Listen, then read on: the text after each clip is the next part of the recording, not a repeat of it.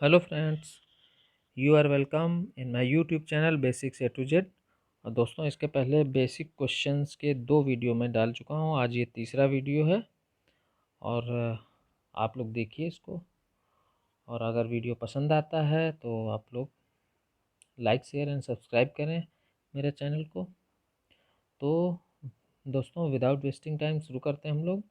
और ये सारे बेसिक टाइप के क्वेश्चंस हैं जो हमें आने ही चाहिए। अगर आप इसको करते हैं तो आपको लगभग सारे क्वेश्चन आने चाहिए। और ये जो है क्विक रिवीजन के लिए है। तो पहला क्वेश्चन देखते हैं। मानव चक्र की अवधारणा के प्रतिपादक कौन है? तो इसमें 4 ऑप्शन दिए हुए हैं: भगवान दास, महात्मा गांधी, अरविंदो घोष और भीमराव अंबेडकर। तो इसका सही आंसर है अरविंदो घोष। सी आंसर सही है। तो दोस्तों, अरविंदो घोष की ये मानव चक्र, ये ह्यूमन साइकिल एक बुक भी है। और इन्होंने काफ़ी जो है योग वगैरह पे काफ़ी और भी बुक्स हैं। और जैसे आप जानते हो, ये आप काफ़ी सक्रिय थे स्वतंत्रता संग्राम के टाइम। और बाद में इन्होंने पांडिचेरी में एक आश्रम की स्थापना भी की। दूसरा प्रश्न है, न्यासिता के सिद्धांत के प्रतिपादक हैं? ए अरविंदो घोष, बी महात्मा गांधी, सी जवाहरलाल नेहरू, डी भगवान दास। तो दोस्तों, इसका आंसर है बी महात्मा गांधी।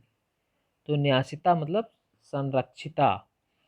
इसमें इस कॉन्सेप्ट में गांधी जी ने मेनली ये कहा है कि जो लोग अमीर लोग हैं समाज में, वो अपनी जो बेसिक नीड्स हैं, जो ज़रूरत की चीज़ें हैं, उसको पूरा करने के बाद जो उनके पास पैसा बचता है उसके वो एक तरीके से संरक्षक हैं, है ना। यानी कि वो समाज का पैसा उनके पास सुरक्षित है, जो उन्हें समाज की सेवा में खर्च करना चाहिए। तो न्यासिता का मेन ये सिद्धांत है। दोस्तों, तीसरा प्रश्न है, व्यक्तिवाद और समष्टिवाद का आध्यात्मिक समन्वय चाहते थे?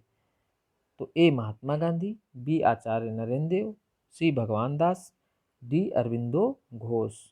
तो दोस्तों, इसका आंसर है डी अरविंदो घोष। जो अध्यात्मवाद से संबंधित इन्होंने काफ़ी वर्क है इनका। और जैसा आप जानते हो, बाद में ये अध्यात्म की ओर चले गए थे, स्वतंत्रता संग्राम से दूर हो गए थे। नेक्स्ट क्वेश्चन है दोस्तों, फोर्थ, सर्वधर्म समन्वय से संबंधित विचारक रहे हैं?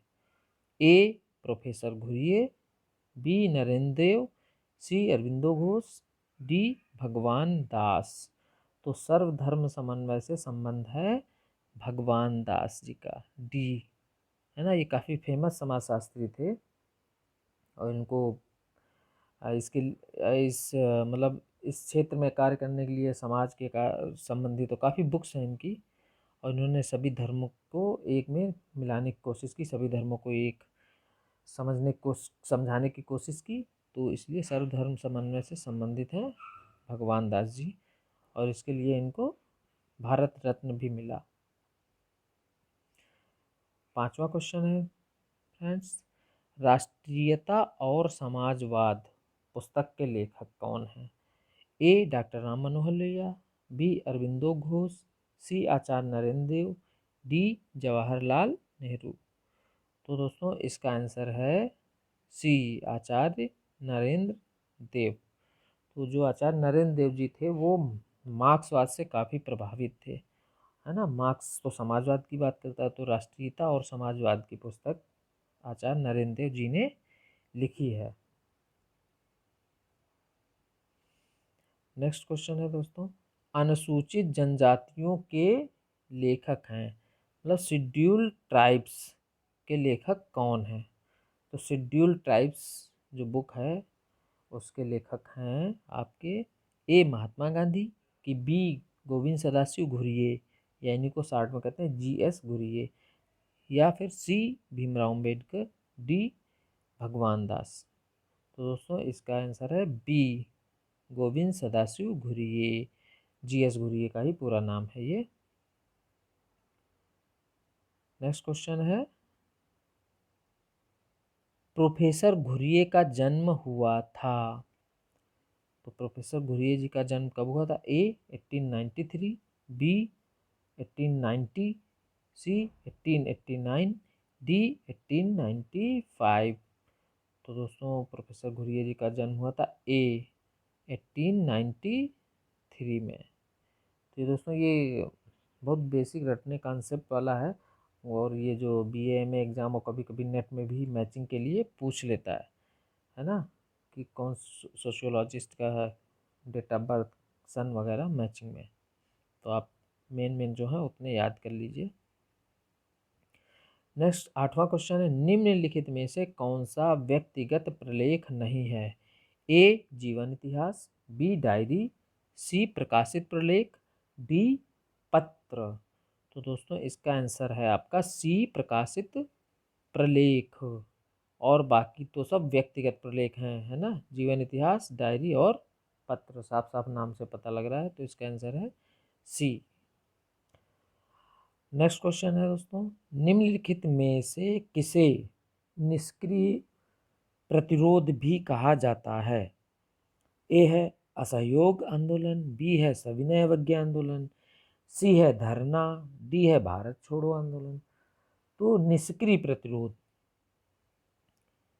है ना, पैसिव रेजिस्टेंस, तो सविनय अवज्ञा आंदोलन है ये। जैसे इसमें नाम से ही लग रहा है कि विनय सहित अवज्ञा कर रहे हैं, तो एक तरीके से मतलब फोर्सफुल रेजिस्टेंस नहीं था, पैसिव रेजिस्टेंस था इसमें।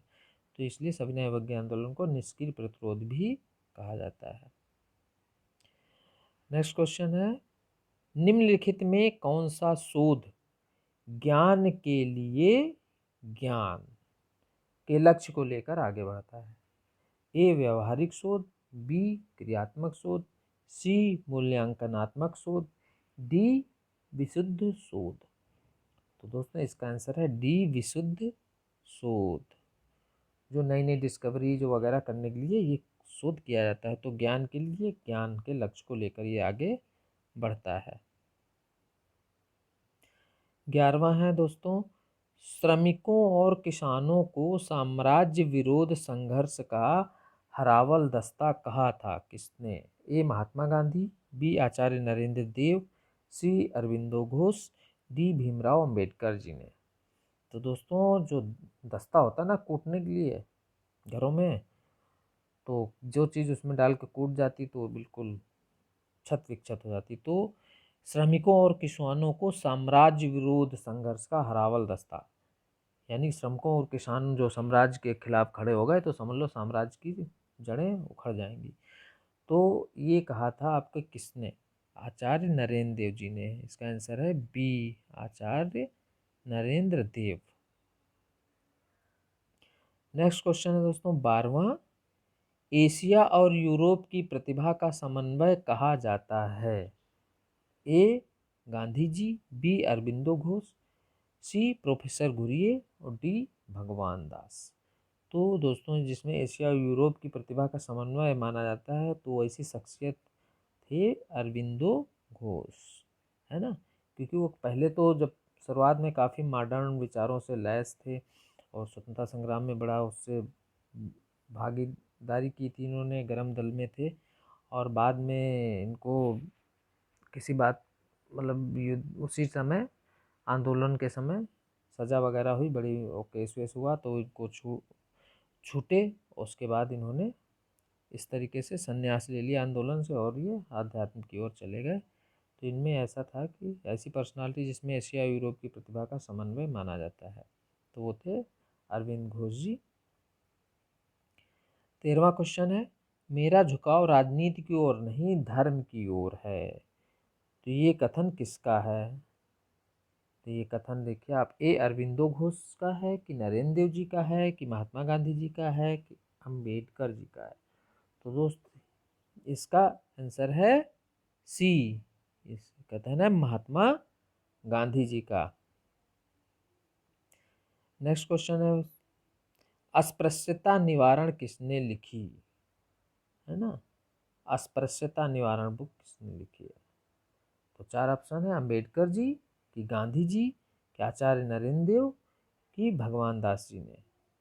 तो अस्पृश्यता निवारण बुक लिखी है बच्चों बी गांधी जी ने, है ना। वह अस्पृश्यता को समाज से हटाना चाहते थे। उन्होंने जो SC ST उन लोगों को पहले अस्पृश्य कहा, बाद में उन लोगों को हरिजन नाम दिया। तो ये इस बारे में काफ़ी सजग थे, तो उन्होंने अस्पृश्यता निवारण से संबंधित बुक गांधी जी की है। 15th क्वेश्चन है, जॉन रस्किन की पुस्तक अनटू दिस लास्ट से कौन प्रभावित हुआ? ए भीमराव अंबेडकर, बी प्रोफेसर घुरिये, सी Mahatma Gandhi, D Karl Marx. तो जॉन रस्किन की बुक जो थी उससे काफ़ी प्रभावित थे, ये हम लोग काफ़ी छोटे वर्ष से पढ़ते आ रहे हैं, महात्मा गांधी जी, है ना, जिसका वो गांधी जी ने बाद में गुजराती में ट्रांसलेशन भी किया हुआ है। 16वां क्वेश्चन है, आधुनिक युग का मनु किसे कहा जाता है? ए श्रीनिवास, बी भगवान दास, सी भीमराव अंबेडकर, डी गांधी जी। तो दोस्तों आधुनिक युग का मनु कहा जाता है आपका जो संविधान के निर्माण में इनका काफ़ी अभूतपूर्व योगदान है ना। जैसे पुरानी मनुस्मृति थी, नियम कायदे कानून की पुस्तक, तो नए संविधान में नियम कायदे कानून ही है, तो उसमें अंबेडकर जी का बहुत ही योगदान है। तो इसके आंसर है आधुनिक युग का मनु सी भीमराव अंबेडकर जी। नेक्स्ट क्वेश्चन है 17th, धर्म व्यक्ति के लिए है, व्यक्ति धर्म के लिए नहीं, यह विचार किसका है? ए गांधी जी, बी भगवान दास, सी अंबेडकर जी, डी श्री अरविंदो घोष जी। तो ये इस तरीके का विचार किसका हो सकता है, आप इसमें अंदाज़ा लगा सकते हैं। जो धर्म और जाति से संबंधित जिन्होंने बात की, धर्म व्यक्ति के लिए है, व्यक्ति धर्म के लिए नहीं, जो व्यक्ति को ज़्यादा महत्व देते थे धर्म से, तो ये अंबेडकर जी थे। सी इसका आंसर है सी, धर्म व्यक्ति के लिए, व्यक्ति धर्म के लिए नहीं, क्योंकि ये काफ़ी पीड़ित रहे हैं धार्मिक भेदभाव से और जातिगत भेदभाव से, तो इस तरीके का कथन अंबेडकर जी का है। 18वां क्वेश्चन है, डॉक्टर भगवान दास की सेवाओं को ध्यान में रखकर उन्हें भारत रत्न की उपाधि से कब सम्मानित किया गया? तो ये दोस्तों देखिए 4 सन दिए हुए हैं, तो भगवान दास काफ़ी फेमस समाजशास्त्री रहे, इनकी काफ़ी बुक्स हैं। द इन्होंने सर्वधर्म समन्वय का भी कॉन्सेप्ट दिया, अभी एक क्वेश्चन पहले आ ही चुका है। तो इसमें देखिए 4 ऑप्शन है, ए 1948, बी 1951, सी 1955, डी 1953। तो इसका सही आंसर है दोस्तों सी 1955 में भारत रत्न से भगवान दास जी को सम्मानित किया गया। 19 क्वेश्चन है, कौन सा विचारक वर्ण व्यवस्था को प्राचीन समाजवाद के नाम से पुनर्जीवित करना चाहता था? प्राचीन समाजवाद मतलब एक तरीके से वो वर्ण व्यवस्था के पक्ष में थे, तो कौन सा ऐसा समाजशास्त्री है? 4 ऑप्शन है, श्री अरविंदो, MN श्रीनिवास, भगवान दास, KM कपाड़िया। तो इसका सही आंसर है दोस्तों सी, भगवान दास जी थे, जो वर्ण व्यवस्था के एक तरीके से पक्ष में थे, तो उसको प्राचीन समाजवाद के नाम से पुनर्जीवित करना चाहते थे। अब लास्ट क्वेश्चन है, किसका विचार था कि मंदिरों के पुजारी पद को प्रजातांत्रिक बनाया जाना चाहिए? तो 4 ऑप्शन, गांधी जी, स्वामी दयानंद, अंबेडकर जी, भगवान दास जी।